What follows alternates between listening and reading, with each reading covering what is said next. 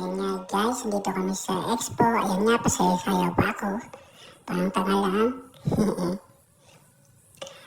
Ayan, papunta po kami. Dito, ito, nag-butterfly pa kami dito sa Dubai Expo.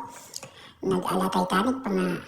Hindi alam ni Mrs. May akong surprise sa kanya mamaya. O ganito daw, tinuruan pa ako kung paano. O dapat dyan ganito. Kaliwa kanan. Ayan nga guys, ang ganda dito guys sa Dubai Expo. Pwede kang maligo dyan, pwede kang maglaba. Ayan nga, nag-video-video kami, party-party.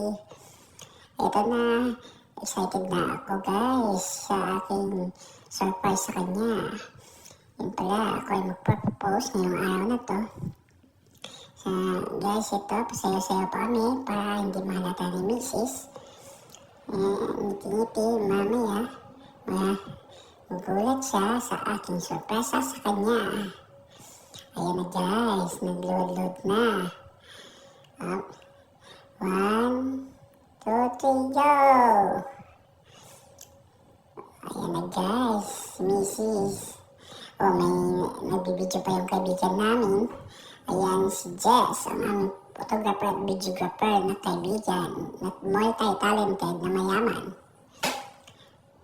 Ayan guys, sinuot ko na po yung sing-sing. Hindi ko pa alam kung saan susuotin. Dito ba? Tama ba to? Tama ba itong ginagawa ko?